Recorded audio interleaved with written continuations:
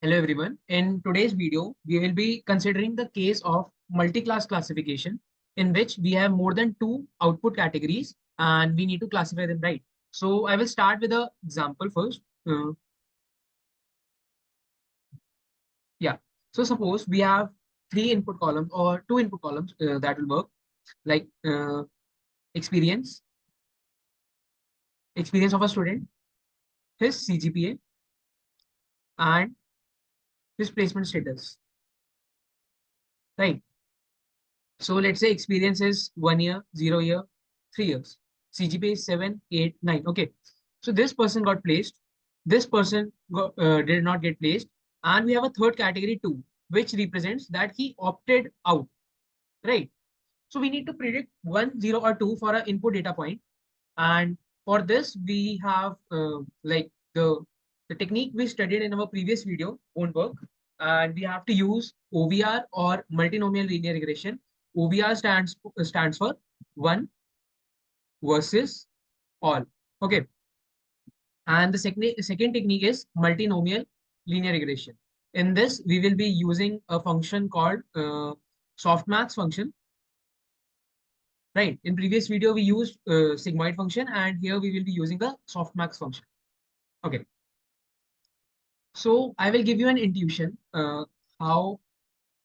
Let's say first we can start with OVR approach. Okay.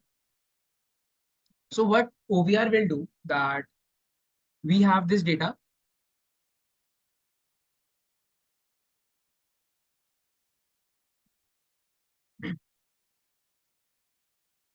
Yeah. So we have this data, and what OVR will do that it will create three different type of data frames out of this.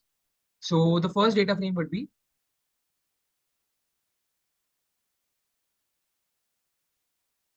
just a second. There's some technical issue.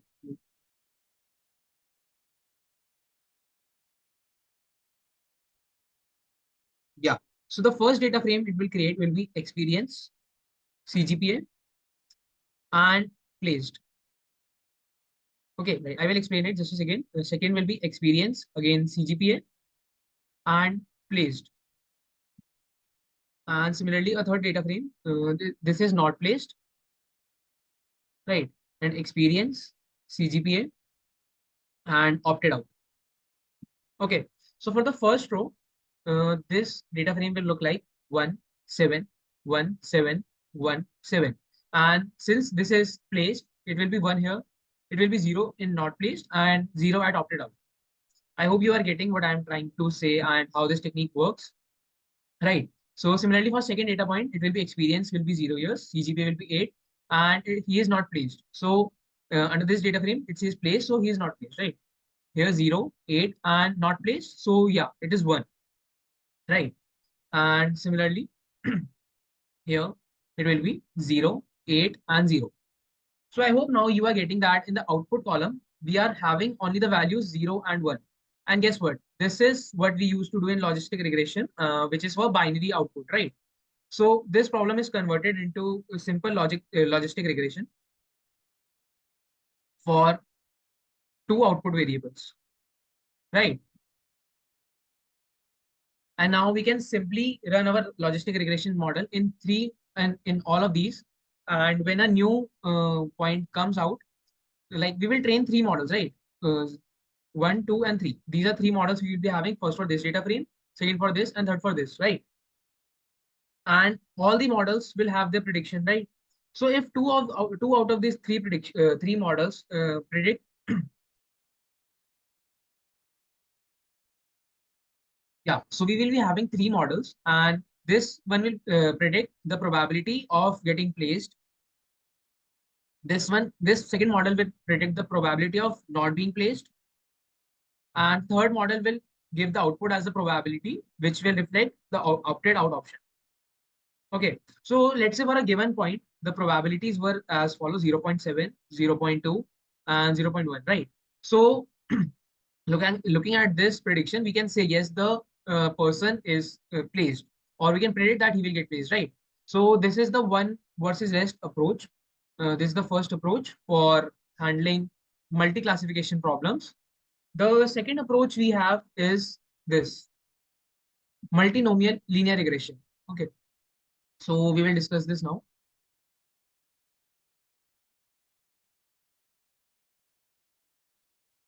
So now we will be discussing the concept of multinomial regression, linear regression, right? Oh, sorry, if I am taking the name wrong, linear regression, it's logistic regression, not linear regression. Okay. So now, let's suppose we have these three categories in our data. Red can be defined for placed, yellow for not placed, and green for opted out, right? Okay.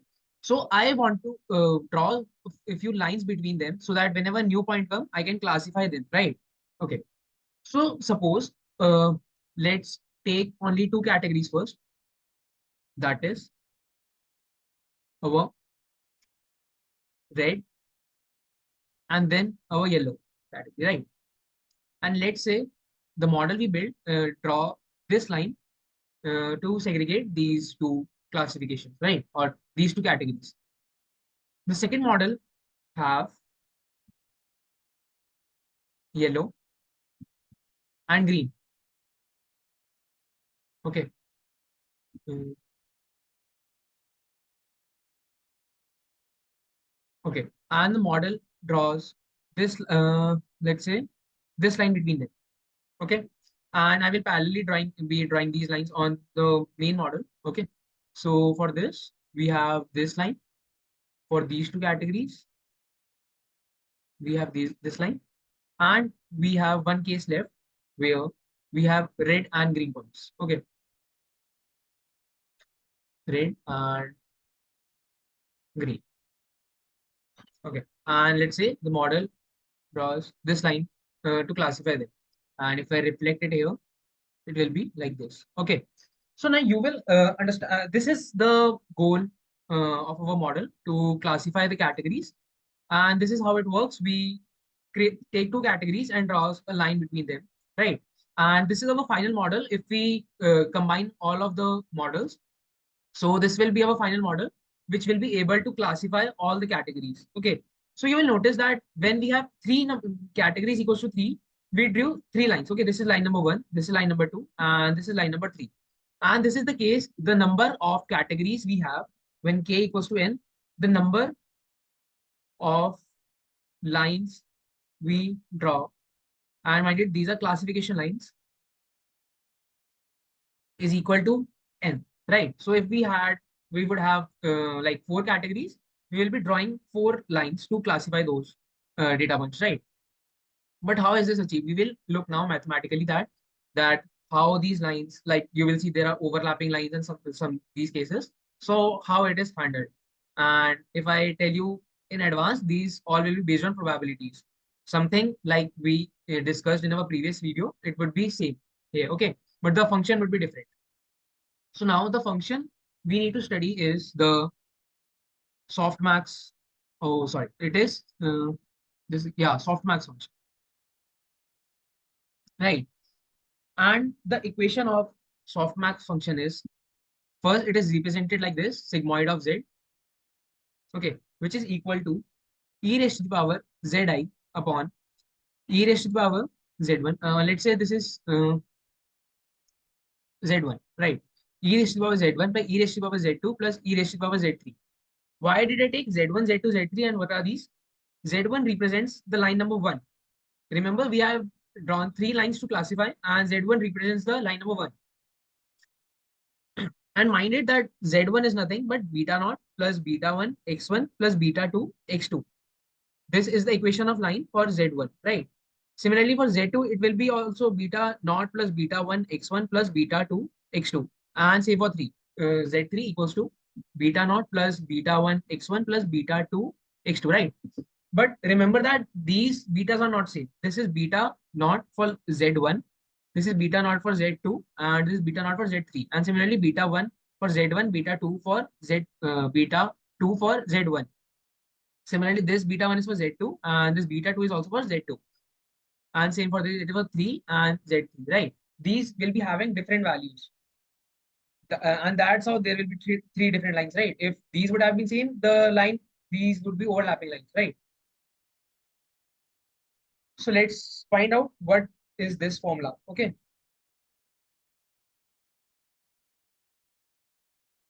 Okay, so now first we will generalize this formula for softmax function, that is sigma of zi is equal to E of zi divided by summation j equals to 1 to k E Z J. So what is these J K? Like okay, so let's understand. K is the number of categories. Okay, and I is the ith category we are considering, right? So in the above example, if we are considering the first category, it will be EZ1 divided by EZ1 plus E of Z raised to the power Z2 plus E raised to the power Z3 when K is equal to 3. Okay, so I hope you understand this general formula now. This is the formula for sigmoid, sorry, softmax, right? And now we will look how are we using this formula to solve the problem of multi-classification, right? Uh, Now we will get back to our example where we started, okay? So this was our example.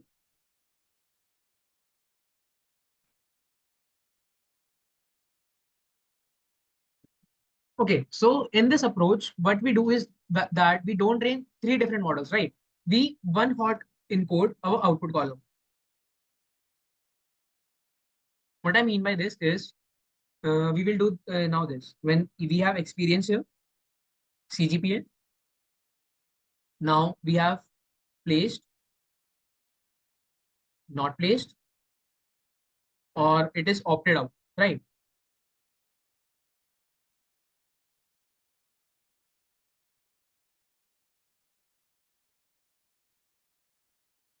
Okay. So let's say a person have experience of 3 years, his CGPA is 8, and he is placed. Okay. So not placed and opted out will be ruled out. So these both will be 0. Second, if a person has experience of 0 years and he has a CGPA of 9, but he is not placed and he is not placed. Um, yeah. So one will be for not placed and opted out and placed are the options are ruled out. Okay. Let's say someone has an experience of 8 years and CGPA 7 and he has opted out. So one will be placed here for opted out and not placed and placed will be ruled out, right? So this is the one hot encoding approach where we one hot encode our target column, right, into the number of categories it has. Okay. So now the loss function here we need to optimize is written as -1 by n summation I equals to 1 to n summation k equals to 1 to capital K yi of k log yi hat k. Okay. So we will uncover it. What does this mean and how is it working, right? So n here represents number of rows in our data, right? K we have understood. K is the number of output categories, right? So how will this function work? Let's say I am at my row number 1. So the formula will be, or the values will be loss equals to -1 by 3 because we have 3 number of rows in our data. And then it will be for I equals to 1 and category. First, we will go inside this function or this summation and I is equal to 1. Then k equals to 1 means category number 1, right? So yi for category number 1 that is placed is here we find it to be 1, right? So we write it 1 multiplied by log of yik. That is the prediction of our line, right? We have 3 lines, something like this, like line number 1, line number 2, and line number 3. And our model, initially these lines would be somewhere, okay. And our model will predict the probability of these. Okay.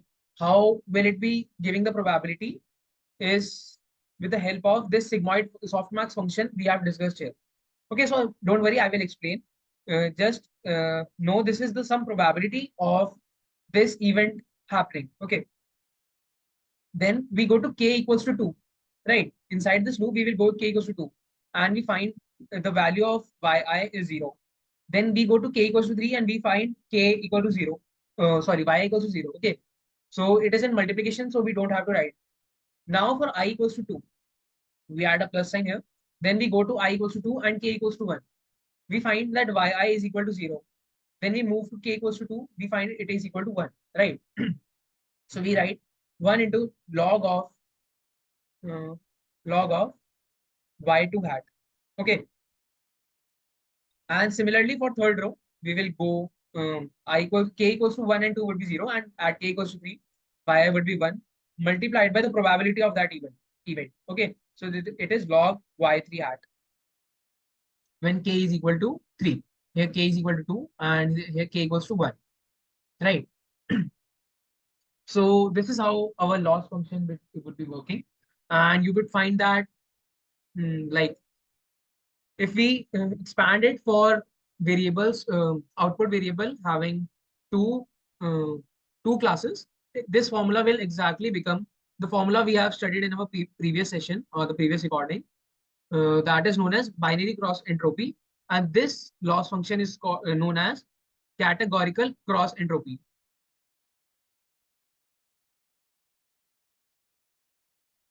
So this is the general function, and when we consider it only for two output cases, when we have a binary classification problem, this function becomes binary cross entropy, right? So you can easily derive it. Okay. So yeah, you have. I hope this up to this point it is clear. Then I will move on how the prediction is taking place and how sigmoid is coming and how this loss function is used to do that, right? Okay. So now continuing to this part, can I say or write it as loss equals to minus 1 by 3 log of probability of yes plus log of, it's a probability of no plus log of probability of opt out. But let's say there were more points in our data and some had probability yes, some no, and some opt out. So let's say for a new point which has a output yes. So I will write it as probability of yes plus a point maybe have opt out. So I will write log of probability of no, right?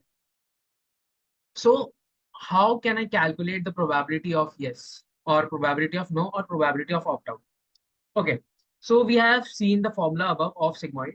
Uh, I'm sorry, it is softmax, right? So probability of yes would be sigmoid of z of yes, and that would be equal to E of z of yes divided by E of z of yes plus E of z of no plus E of z of opt out. Remember what were these powers or like what was this whole terms? These were the categories in our data. Okay. So the probability would be nothing, but for this line, when we put the value of z, we will get this prediction that what is the probability that this point belongs to a yes category or it can be classified as yes. Okay. For the second term, the numerator will change and it will be equal to z of e raised to the power z of no upon e raised to the power z of yes plus e raised to the power z of no plus e raised to the power z of opt out. And remember, these are three lines. Okay. Z of yes, Z of no, and Z of opt out make these lines beta naught plus beta 1 x1 plus beta 2 x2, beta naught plus beta 1 x1 plus beta 2 x2, and again beta naught plus beta 1 x1 plus beta 2 x2. And these beta naught, beta 1, and beta 2 are different for each of the line. Okay. So when a new point comes, I will put x1 and x2 coordinate, and ZS will be calculated, Z no will be calculated, Z of opt out will be calculated. And then I can simply plug in the values in this formula to get my prediction. Okay. And this is the loss function, or let's say, yeah, this is the loss function which we need to minimize. Okay. So that we are getting the best fit line for our model, which has the minimum error. This is the loss. Okay. Okay. So how do we minimize the loss? Right. So we will again apply the gradient descent here. Uh, we need to apply gradient descent. And how will it be applied? Think of it. Okay. Pause the video and think of it. How we can apply gradient descent in this loss function. what are the values which can be changed and what are the fixed values. Okay, so let me rewrite this formula. Loss equals to minus 1 by n, uh, minus 1 by n sigmoid I equals to 1 to n, that is the number of rows. This is k equals to 1 to capital K, that is the total number of categories we have. Then yi, this is the output of our data that is present in our data, log of yi hat belonging to that category. Okay, so note that only this term can be changed. This is the variable term. Okay, and how is this made? It is made by e of z of k, uh, or let's say it is e of z of I. Yeah, it is this e of z of I divided by summation e of z of j, where j equals to 1 to k, right? This is the prediction for ith term or ith category, right? And this can change. And what are these zi and zj's? These are nothing but the equation of lines which we have discussed here. And inside these, what is the only thing which we can change? Okay, so it is these values which can change. Okay, so we need to update these values of beta naught, beta 1, and beta 2 to get the loss which is minimized. Okay, so I can write it as we will be calculating 9 updates. Okay, for one epoch. That is dl by d beta naught for yes, dl by d beta naught for no, dl by d beta naught for opt out. And similarly for I will give you some example. The dl by beta 1 for yes, dl by d beta naught del beta naught of no, and similarly. Okay, then we have a matrix of 9 cross 9, sorry, 3 cross 3, which will be having 9 derivatives, and then we will be using these derivatives to update our values of beta naught, beta 1, and beta 2 for each of the line. Okay, so these will let's say for first epoch line 1 is like this, then it might change like this when the values of intercept and the slope is changed, right? Okay, and the update will be look like this is beta naught for line 1, say yes, so it will be beta naught minus some learning rate del L by del beta naught. Okay, and these are all for yes and yes. So this will be the update rule, and we can easily calculate this del L by del beta naught. I would say you can like try this derivative, and if you find any issue in calculating this derivative, you can contact me. Uh, you can comment down in the comment section.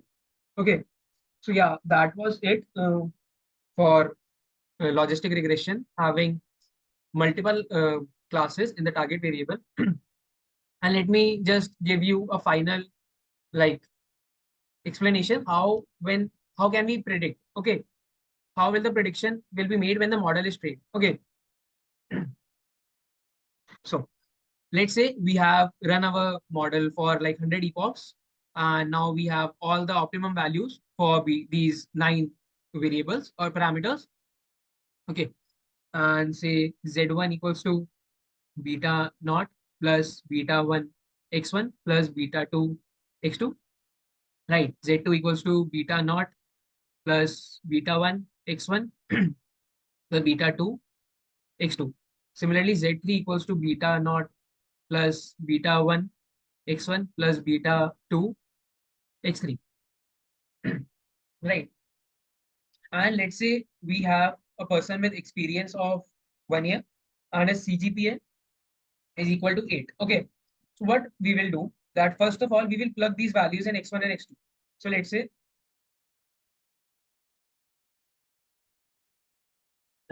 x1 is the experience and x2 is CGPA. So we will plug in 1 at x1 and 8 at x2, and we will calculate this z1. Okay, so let's say z1 equals to 8. Similarly, z2 equals to 9 and z3 equals to 10. Okay, now what we will be doing that we will calculating the sigmoid of, sorry, say softmax of each of these. Okay, so that will be e raised to the power 8 upon e raised to the power 8 plus e raised to the power 9 plus e raised to the power 10. And this will be a probability. Let's say this is 0.6. Okay,